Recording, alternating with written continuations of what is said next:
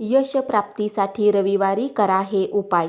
माता लक्ष्मीला प्रसन्न करण्यासाठी रविवारी संध्याकाळी घराच्या मुख्य दरवाजाच्या दोन्ही बाजूला गाईच्या तुपाचे दिवे लावावेत. रविवारी पूजा केल्यानंतर घरातील सर्व सदस्यांना कपाळावर चंदनाचा टिळा लावावा. असे केल्याने लक्ष्मीची कृपा प्राप्त होते.